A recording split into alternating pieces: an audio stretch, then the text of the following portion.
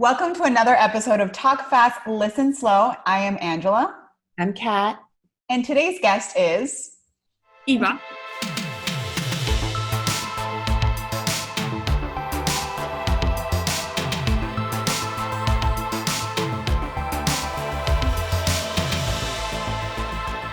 We are talking to her all the way from China, correct?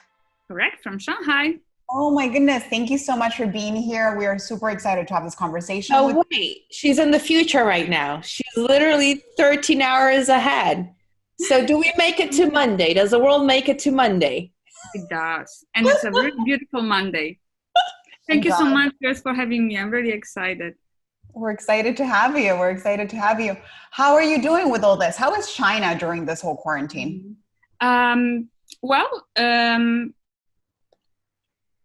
Things have changed. Things have changed over the past few months. We are doing well. China is doing well because China has done so much to arrive at this point where we can all, I think I can generalize. I think I can say we as citizens, residents, I'm sorry for Cosmos, we all feel safe, and some people are really appreciative, and I think animals are most appreciative the work from home. So go. And so China made a lot of measures and implemented a lot of measures for us to be able to feel safe now. And it's been changing over the months. We have always had a very strict regulations about self-distancing, about masks, about how to handle basically any activity in your daily life outside of your home and even in your home. But it was so well communicated. It was so well communicated at the level that even people without a high health literacy could understand. And it's really hard to do. It takes a lot for a government to formulate so difficult items, right, into a language that everybody understands, and to communicate it via massive sprout on media, social media. We have in China plenty of those. In a way that everybody could follow, and I was always well informed. This is how I could also share information with my colleagues in Europe and America, because we basically always had, we did not even have daily updates. We had like hourly updates, whoever we wanted. We could see the numbers were out there. It was all very transparent. We could see the measures that the government was implementing. It was announced always days ahead. Like, I'm sorry, there are just so many things I experienced.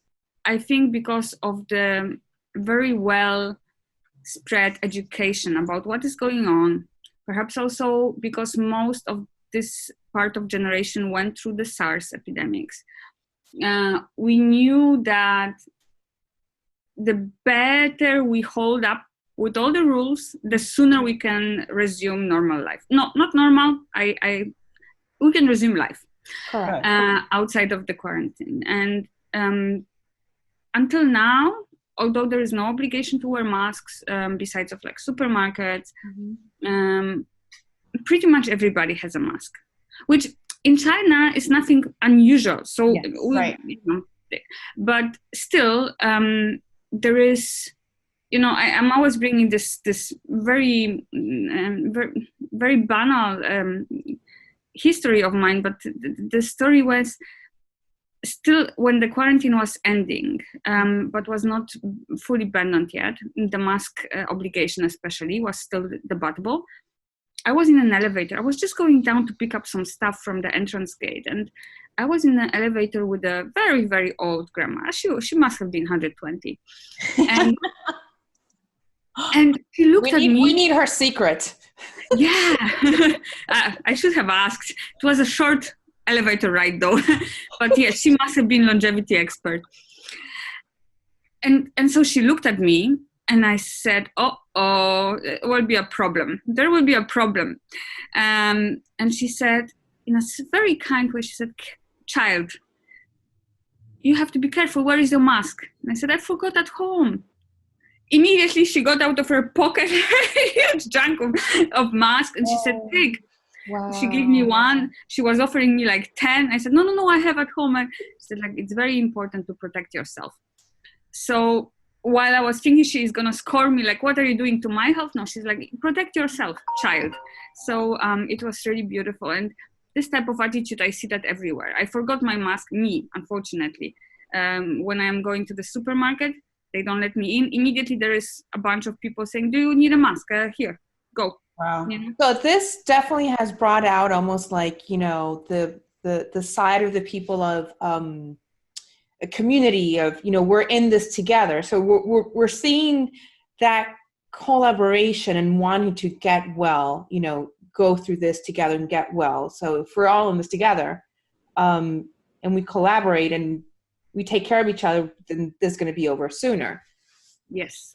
Yes. And it's also a very polite culture, I would say, right? Like Chinese are very polite and very about servitude and all this kind of stuff.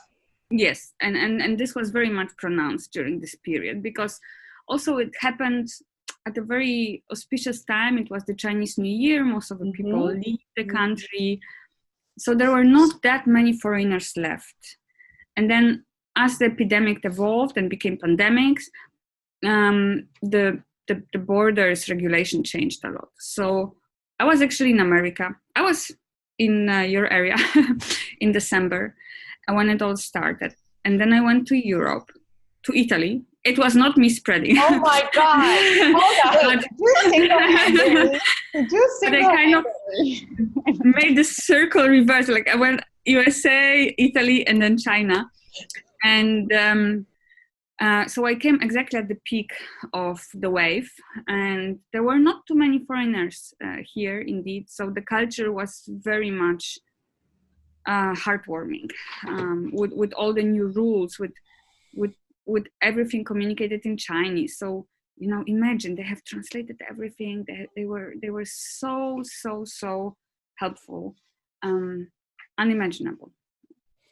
Now, just so, and you touched a little bit on that, because I wanted for you to give us kind of like a walkthrough of when this happened, because you were traveling, as you said, but you're in the medical field. Tell us a little bit more so our audience gets to know. So I'm a medical doctor. I'm an internist at base. That's my primary profession. But I also do research and I'm involved in teaching at the university on medical students. So that's kind of a combination. And I'm also involved in various societies. And for this specific period of time, actually a lot of things came together.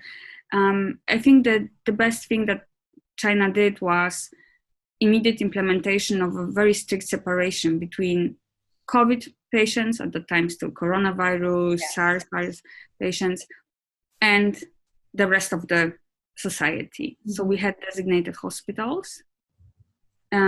Physicians who were working there had the opportunity, not the obligation, the opportunity to stay at designated hotels close by. Mm-hmm. And everybody used it because everybody wanted to protect their families. I'm talking about those who lived there. Mm-hmm. The same was implemented pretty much in every other city, in every province. Here in Shanghai, we had one hospital, which is a little bit outside of the city, with exactly the same infrastructure, also for people to stay nearby. We literally had no COVID patients in other hospitals to protect patients and to protect healthcare workers. And mm-hmm. So that was a big part of the success. And I know it's very hard in other countries because it takes space, it takes resources, and so on. Now, we were very fortunate to have this. And of course, what was going on in Wuhan was horrible. My friends worked day and night. Mm-hmm. We were all very scared. We didn't know as much as we do now about the virus, about the course of the illness. The number of patients that were dying was increasing. It was a very scary time, yeah, mm-hmm. Purely medically seen. And knowing how much of a researcher you are and how that's your passion as well, what have you guys found, or what have you found personally, knowing what you do know now about the coronavirus, how it affects people? Is there, obviously those that are older are more affected, but is there another part of the population that might be more affected than others? Yeah, so there are, I think, as you mentioned, Kathleen, the collaborative spirit that was kind of initiated by this virus is transpassing all areas of society, and you can also see that in the research world. It's tremendous how many groups have been established, how many collaborations have been established. And myself, and I'm just one piece, a very small piece of a puzzle. I'm involved, I think, with 5 global consortia right now. Humbled to work with top leaders who are extremely knowledgeable about this topic, and they are doing fantastic work. And we know so much more about this virus right now. It's, incomparable to a week ago, not to mention January. But you are pointing on one point, that the risk factors in the population, on the population level. Actually, it's a fantastic question, because the first data that came out of China, the first reports about the patients, actually already told us, and it was confirmed later on, who is at risk. So besides of the older ones, actually a friend of mine who is also top scientist, Alex Javoronkoff, he published a paper that is actually naming it perfectly. He called this disease to be, it's a difficult word, gerolavic, but this basically means it hits the old people. Yeah. And old doesn't mean by age. Old means how old is your organism. And we know that people who are, for example, already having some other diseases are aging faster. So that's why we have to make sure that we say elderly, old people, and those who have comorbidities. But interestingly, another risk factors, which was maybe not as much pronounced, was the male gender. Yes. So we have seen that males are more severely ill and they die more. So they have a higher mortality rate. So the death rate is higher in men. So one could say, scientifically, I could be punished for that, but one could hypothesize that that male gender or male sex is a risk factor for COVID, especially among older men. And we've seen men all over the world basically getting sicker and dying more. I mean, men are a risk factor for us women, but that's another conversation. Now, why is that? What is there, genetically in a man that makes him more vulnerable? I mean, in other words, what she's saying is that women are stronger, pretty much. It's in other words, but why specifically male? What is it about them that puts them at higher risk? Definitely the fact that they don't have to go through all the suffering we do in our life. So at least we can punish them this way. No, I'm sorry. No, of course not. This is science, okay? This is science. The race. We're stronger, guys. We're stronger. Sorry. Actually, immunologically, for most of the diseases, or at least for a big part of the diseases, we are immunologically stronger. So there is no black and white in medicine, so it's always hard to say. But definitely in this disease, and for example in SARS and MERS, in the other infections, we can see that women are actually stronger in their response to the virus. So we fight the virus faster and better. We kind of explode in the war against the virus faster and make a real war, and not just a battle, like a male battle. We have a female war against the virus, which is on the one side, like you see me not happy. On the one side, it's a good thing because we obviously fight the virus faster and we die less, but after every battle, on every war, there is a battlefield left behind. And after a war, unfortunately, there is more damage. Translated into an organism, probably our response, our fight against the virus leaves more damage in our body after all. And we will see that only after many years, what did it happen? Maybe there will be nothing, but maybe there will be some long-term consequences that will come up. So basically, the woman has a fight or flight, a quicker and stronger fight or flight response. Fight or flight. It's one of the not let's say immunologic fight response. Yes, we don't fly. Look at protesters. Women's march. Millions and millions of women go. Men protesters, 10 of them with guns. So like we organize. So our immune system is organized. Now, what about with this gender and sex difference?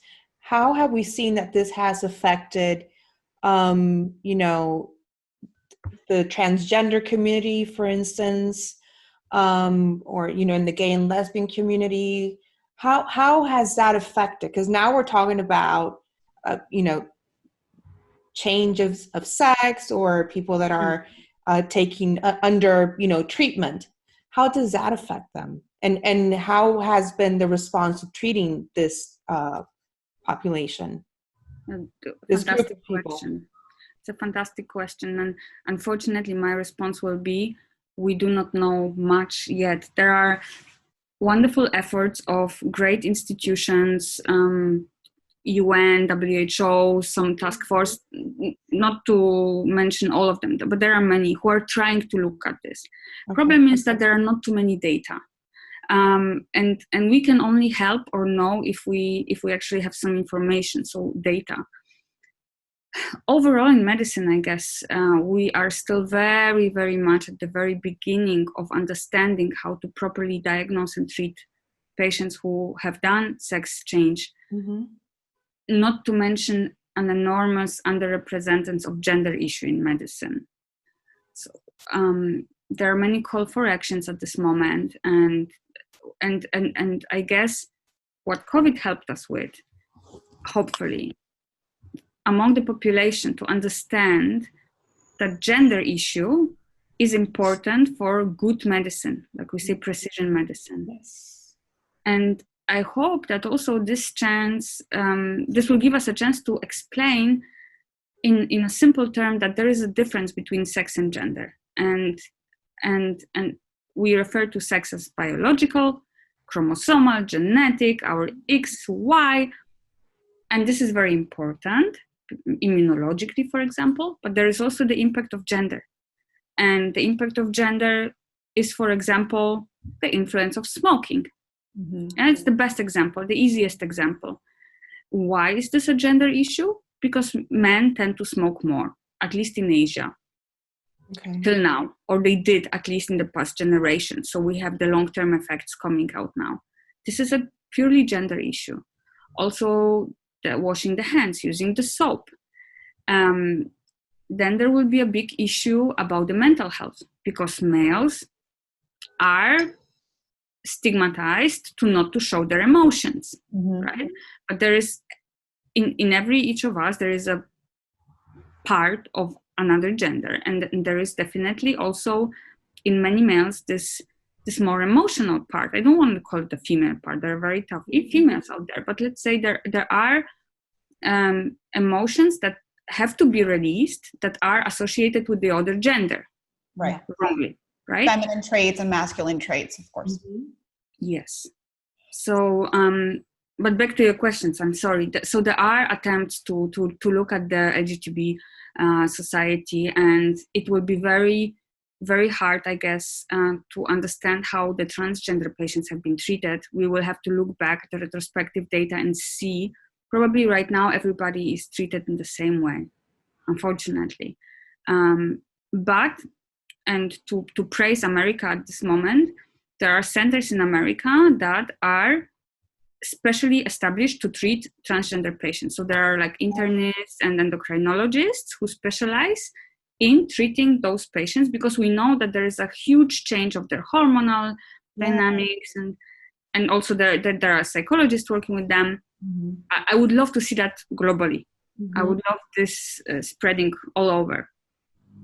And then to piggyback on that question and on that response, so to speak, I do know that they're working on a vaccine and they're working on medication and all that kind of stuff. I do know that women are vastly underrepresented in testing when it comes to these medications. What do you think about these new vaccines and these new pills or whatever that they're working on? Is there a risk that this is going to carry throughout, that the risk of women not being, tested for could be maintained?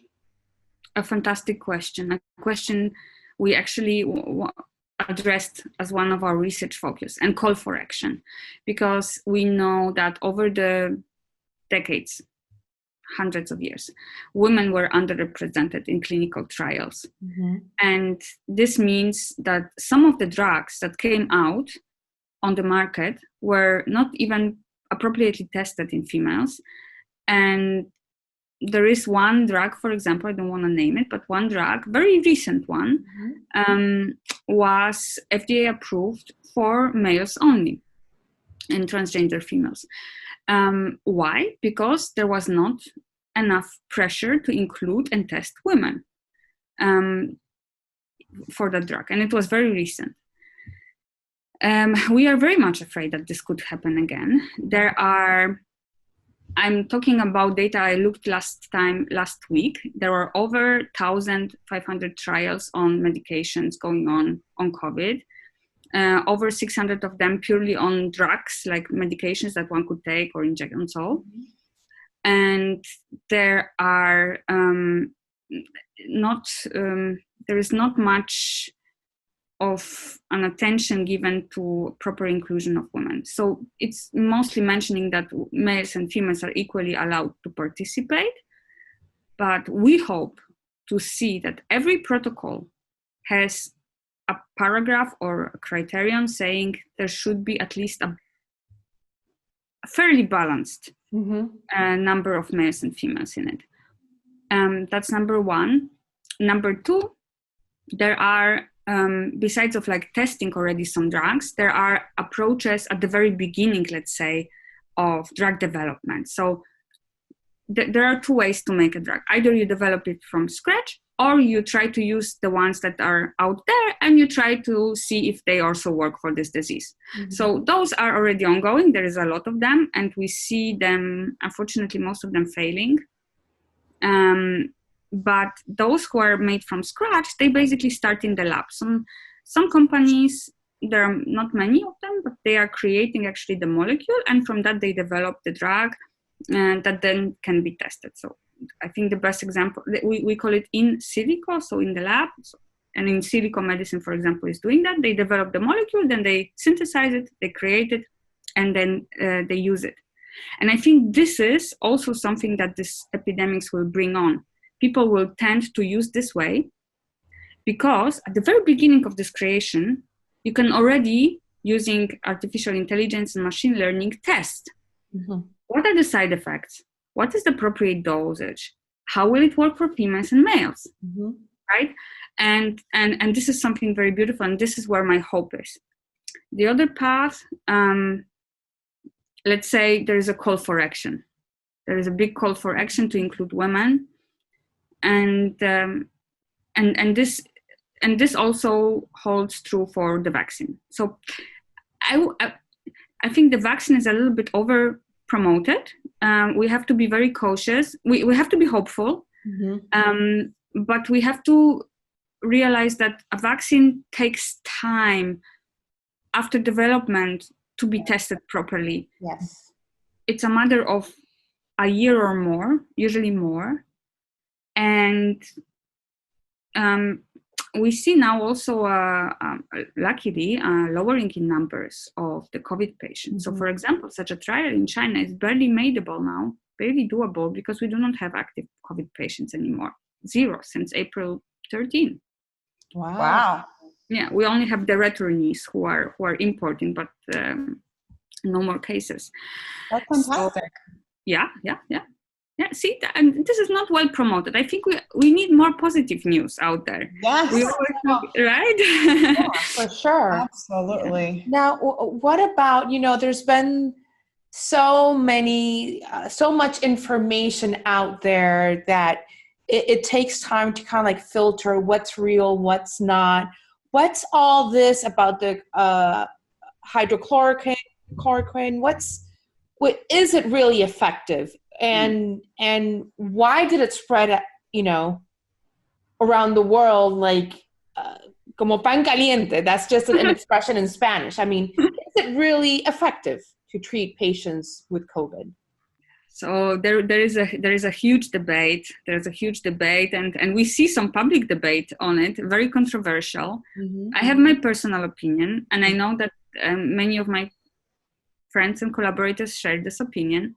But to be very objective, purely based on the scientific data, I have to say, the first data that came out on this drug, if I can call it data, were very, very insufficient. Mm-hmm. In the scientific world, we would probably never even look at a study like this, involving 23 patients, divided into groups, 13 patients treated with this drug and 30 not, or even less. These are not results for me. Oh. Even if it's printed. What is a number that scientists look at to be like a good control number? We need hundreds. Or let's say in an emergency situation of this pandemics, let's say at least 100 or something. Right. 22 is not even measurable. No, it's nothing. Yes, the statistics done on that number are absolutely underpowered. The problem is, why did it get so high? Why also some other drugs became so popular? Mm-hmm. And why does it upset me so much? Because it seems for me personally that it is a little bit like a game with people's hope. Yeah. Because when we are so afraid, we look for anything that works. Of course. And there were very crazy ideas about what might work, by the way, but this was one of them. You mean drinking Clorox doesn't work? I would love to see the results of that study. I'm waiting. But there were reports of people really believing that very, very strong alcohol could kill it. Like drinking very, very strong spirit of 98% could kill it. Many people died in some countries. Yeah. Then there were people, of course, believing in all the types of different home remedies, which are very abstruse when I think about it. Of course, the vitamin purchase boomed, which is not bad. It's good. Mm-hmm. But it's hydroxychloroquine, not chloroquine, which is very, very different. Well, not different, but very more harmful in terms of side effects. So we have people who died from it too. And we see, for example, gender bias here. Women suffered more from side effects from hydroxychloroquine than men. And it's clear why, because women have a little bit more tendency towards cardiac problems, the heart rhythm. Oh. And this drug is very much influencing heart rhythm. So we have women who are suffering more from that, and some of them died. So again, going back to the gender issue, so the drug was recommended, but without a really, and it was recommended with a dosage that was not really proven, but without clear specification. This is for the men, this is for women. No, right. One for all, one size fit for all. No, never. And talk about that, about how men and women are not the same, that, it's the same dose is not the same, for men and women, as well as the medicine could have a harmful effect on me as a woman versus a man because their system is different. I think science to this day might not be as clear on those things. Yeah. So yeah, absolutely. Like you say, men and women are different, and most drugs should be adjusted in their dosage for men and women. Of course, I'm very much generalizing. So the medical friends and colleagues, it's not for medical people here, okay? I know it's generalization. This is for us people. They will be like, no. But yeah, men and women are different, and it's important to study drugs in different dosages and with sex and gender disaggregated data. This is the very, very important point, and there are luckily many efforts going on right now that this will actually be more implemented in the future. And it's not like many people think, oh, it's just a general blah blah, and go and focus on real medicine. No, for me, it's a part of precision medicine, just as it's epigenetics or genetics, because there is a biological sex difference and we have to address it. And there is a gender difference that we also need to be aware of, because the compliance of the drugs is different. So many things. There is a difference. We need to address it. Yeah, that was going to be my next question. I mean, I know you work with a lot of organizations, like the World Health Organization, for instance, and I know one of the things that's also really up on their radar is mental health. How is this being addressed in China, for instance, where you are right now? And in the medical field, how is this being addressed during this crisis? Because we've seen a lot of people here. I know of someone that just recently committed suicide. And this was maybe 2 or 3 days ago. And I'm still in shock. What's being done or what can be done to address this and also address it on a gender basis, gender and sex basis? I need to make a short disclaimer. I'm not working for or with WHO. I'm just collaborating with some yes, of course, collaborating. Yes, they will be very pointing at it. Yes, there are luckily very, very good efforts from different societies and organizations towards the mental health issue, and we've seen that from the beginning, like from January, when the virus was still only in China, that this will be huge, and it is. So UN, WHO, but also smaller societies are working very hard on addressing mental issues from very different perspectives. Suicide is one of them. There are so many different suicides. There are, unfortunately, since January, doctors' suicide. Interestingly, not that much because of the pressure of work, but there were cases based on pressure through social media. There was, So just to say, in China, there were no cases like this. The mental health issue was addressed promptly and effectively. And this was also one of the things where I said, wow, amazing. There were immediately phone lines for everybody to call on. Specifically for physicians, there were separate ones, day and night, anytime. There were also possibilities to meet a professional and to get help.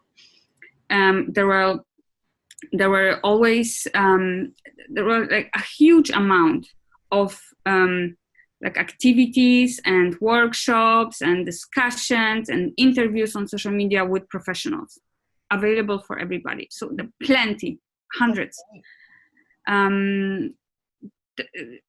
There were people designated to check up on doctors as well. So, and we took a little bit of interest. We did a small survey and we asked physicians, did you feel depressed, down, resignated during that time? And about 40% said yes. And then I asked, did you ask for help during that time? Because this is something we do not like to do because we are so stigmatized. Oh, you're asking for help. Yes. They did. They said yes. They said there was a person in place and I did ask for help. And again, why is this happening? Because this is culturally encouraged. And it was also encouraged by the public health authorities here to do it. Absolutely amazing. Of course, there were people, non-medical people suffering, and I know many of them due to the economic losses that they have, due to the separation, loneliness, of course. That is a different topic, but I guess we all face that. There was a situation when the virus started to spread all over the world. There was a news that very much upset me. It was the first suicide of a doctor that I heard of in this pandemic. Perhaps it was the first one. In Poland, there was a gynecologist, a professor, chair of the department, I believe, who committed suicide because he was infected with COVID, and there was so much social media pressure on him that he took his life. At least this is what the press release said, and the family kind of confirmed it to the press release. it's unimaginable. It's something like this should never ever happen. So yeah, and there are also many other aspects. I will just mention the child care during that time, mental health of the parents, mental health of the children in the quarantine, mental health of the vulnerable population, including transgender and gay, right? Very important. Seasonal workers, rural workers who are stuck in places where life is very expensive, where they cannot really self-quarantine, or they had to self-quarantine in a room with 10 other people. Stories like this, histories like this are very impactful. This will impact everybody. So it's not only us in the quarantine feeling down, because it's not a nice experience, and being afraid is I will always remember, I guess, my experience of the quarantine back in January, February, where nobody knew where it will go. I was in China, I was alone, I'm a foreigner, and the virus is all around, and my parents are crying, why are you going back for a certain death, right? So I will remember that, and I think this will make an impact on everybody. But so this is why we need to find ways to turn it into something positive and to learn from it. And I guess there are very good efforts towards that. So they're talking about there's going to be a huge second wave later in the fall. Knowing now what we know with this experience, what are steps that can be taken to prevent and to keep our immune system up? Very, very good question. So important. The second wave is a very, very important issue. So there are measures that definitely countries can and should take. I can give an example of China. As I mentioned, we still have we have no obligation to wear a mask. Everybody does it. There is a cultural feeling of solidarity in that. Yes. And also in big, like conglomeration places, we have to wear masks and try to keep a distance a little bit at least. But there are also regulations like the travel restrictions, still very strict control of temperature and other tests on inland travelers. There are restrictions in the hospitals. Everybody's being tested, basically, if you're a patient, just to protect all the other ones. And we are talking about, so many more people here in China than in other countries, some other countries. But the question about what we can do ourselves, it's a very, very important one, because everything starts with ourselves. We need to definitely boost our immune system as much as we can. Not only to prevent second wave, but also if or when the vaccine will be ready, our organism has to be ready to accept it and to respond well to it, to protect ourselves. Yes. So boosting our immune system is definitely something good. And there are no magic solutions. Unfortunately, there is no magic pill that we can take and say my immune system is great. It's the usual, the being fit, eating well, hard during quarantine. I know.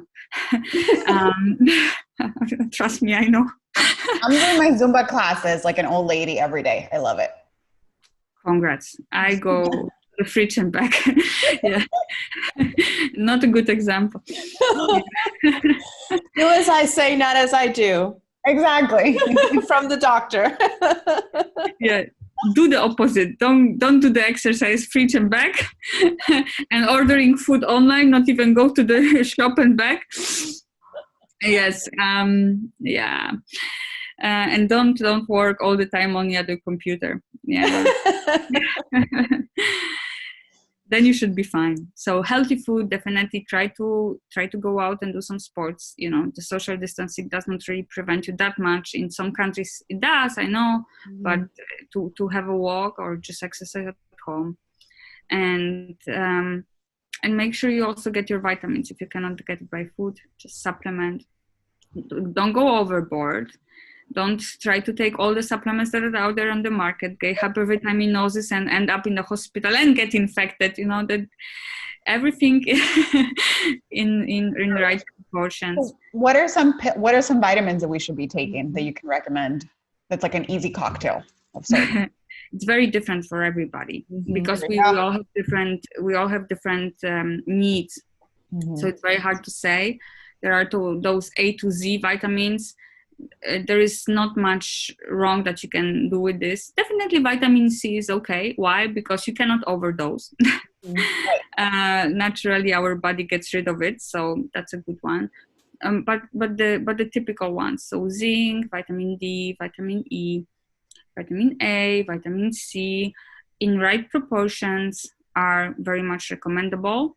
And the boom of telemedicine right now is tremendous, and there are offers in countries where you can get on a phone for free. I assume in many countries, definitely in China.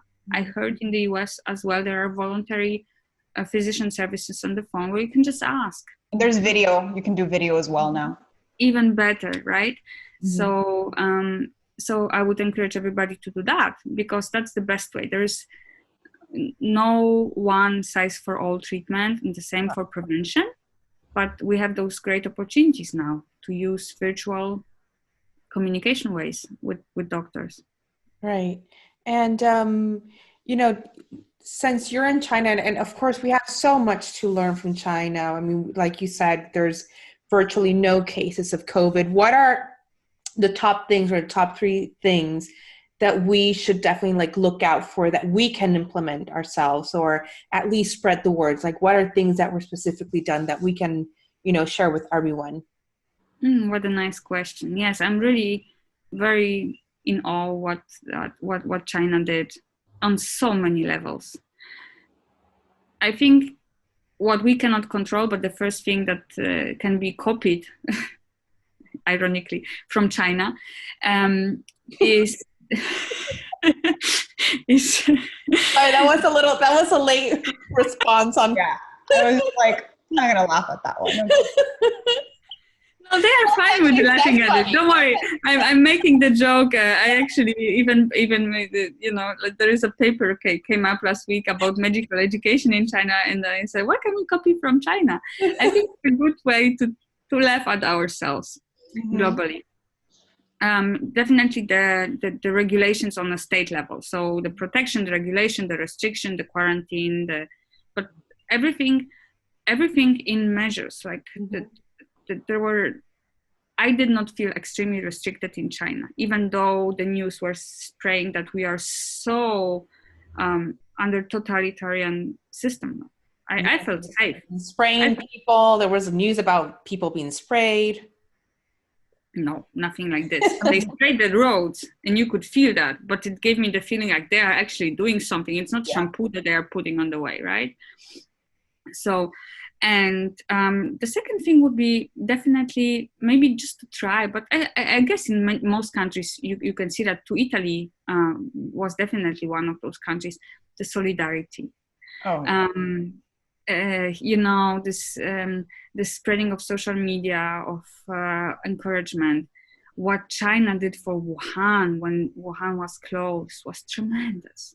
All those doctors who went there, all the food that went there, all the help that went there, all the messages that went there, amazing. And then definitely number 3 is maybe not that much a lesson, but maybe just a message from the future, let's say. Don't expect that everything will be back to normal. There is not really any normal after this. Right. There is going back to better, but there is no normal, and we have to adjust. We have to take what happened. We have to learn from it. We have to take the best out of it, and I think some good things can be now implemented in our lives back from it. Seeing from the environment, through the collaborative spirit, through many new friendships you can do, through learning that many things can be done online, and maybe valuing being together more. Yes. In China they dance on the streets and in the parks very often. In the evenings you see the old couples. For me, the moment, it was not the moment, the end of the the epidemics here when they said there are no new cases. For me, the moment was, and I have it, and I made a picture and I posted it because I will always remember this, was when I was in a park and I saw an old couple, yes, also about 120, hand in hand, arm in arm, together walking in masks. But when I saw that, I understood, okay, we are done here. We're okay. We are okay, and this is so beautiful, and we should definitely cherish being together more now than before. Yeah, and gratitude for all the things that we do have, right? So like, Yes. so amazing. So now, of course, you're in the medical field and you're surrounded by all this, but I wonder, Eva, on the personal side, like, what do you do at home? You know, you're with Cosmos, like, how do you kind of like disconnect from, there has to be a moment when you kind of like want to disconnect from all this for a little bit, right? So what do you do on a personal level just to pamper yourself and keep your spirit uplifted during all these crazy news? Oh, that's a hard one because I didn't have much time to switch off. I was actually constantly apologizing to everybody that I cannot answer all the messages. I got so many messages from friends, people I knew a long time ago, people I barely knew, people I did not know at all until now, from with so many different questions, and you could hear the fear from many of them. What do I do? Cosmos is definitely a big help to switch off. He teaches me kindness. He's very kind. Even if I'm very angry and very frustrated, he's very kind.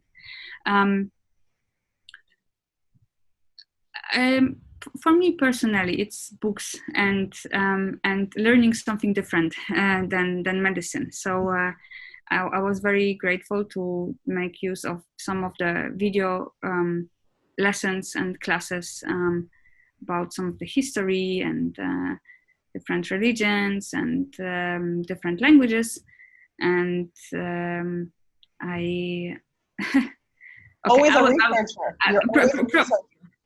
Probably you want to hear something strange. I do a lot of strange things. So one of the strange things I did, and this was probably me going cuckoo in the quarantine, when you miss talking to someone, right? You miss it because at that time, people were still not in quarantine. They were like, oh, just enjoy it. It's like vacation at home. I'm like, no, it's not. It's not like this. So when I was really missing conversations, and missing my German language, I would put LibriVox, like the audiobooks on, and I would repeat after them. So I would be, like walking outside, repeating Rosa Luxemburg's letters from the prison. And but the good thing is in China, nobody cares and nobody even understands. Like most people probably don't understand. So it was really nice. Of course. I mean, it's one of those things, if you don't use it, you lose it. I find myself talking in French all by myself, having these conversations because I need to practice, right? There was this joke walking around that it's fine if you talk to your books, to your plants, to your walls, as long as they don't talk back to you. Talk back to you. Fine. There's a fine line. You're always a researcher. You never stop, right? Like always inquisitive. Even in your free time, you want to learn. Yes, I do. I switch off when I sleep, mostly.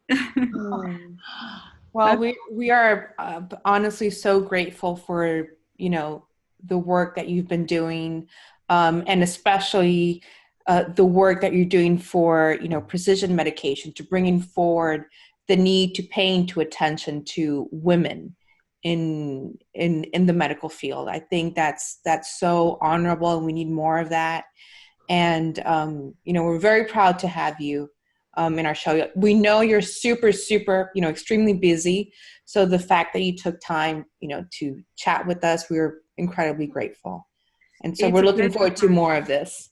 It's a huge pleasure for me. And I have to say that it was so important. And I'm so grateful for the work you guys are doing. You are, with your interviews, you are not only sharing good news, fun news, you're also right now spreading a very, very important medical message. And and not everybody's doing that, and this is fantastic, and I'm very thankful. Women's Brain Project is very thankful, and I guess all the collaborators that are working on gender, sex and gender and precision medicine, on behalf of them, I think I'm allowed to say big thank you, definitely from my heart. Thank you so very much. It's amazing. We're honored, and we want to have you back and do a show just on women and women's health and all that kind of good stuff. So yes, come back soon. More than happy. Then less official and not medical. Yeah. Well, no problem. Listen, we might do a little trip later on to visit you, whether in Switzerland or China. And we can, do a show. We can take the show on the road. Yeah, face to face. I would love that. I would join on the road a little bit then. I love traveling. I miss that a lot. Number one of me missing things in quarantine. I love it. Love it. Well, let's do it. Well, thank you so much, Eva. Thank you as well. Eva, can you tell us what your social media page is? So if people want to hear more, want to see more of you, they can do that? Oh, sure, of course. I'm pretty much everywhere. I'm on Facebook, Evelyn Bischoff, and I'm on Instagram, Evelyn Shanghai. And I'm on LinkedIn, Evelyn Bischoff. Is there anything else? I barely use Twitter. Sorry. We don't use it. I deleted my Twitter, so. It's a lot of work. Nobody has time. Feel free to link me. We will. We will link some of your medical journals and articles that you have written recently that are very, very good. And we will link them on our page as well as on our YouTube. Thank you so much for being here. We're so honored to have all your wisdom and great information. And we'll talk to you very soon. I'm very thankful to you girls. Thank you so very much. Thank you, Evelyn. Have a great day. You too. Have a great night.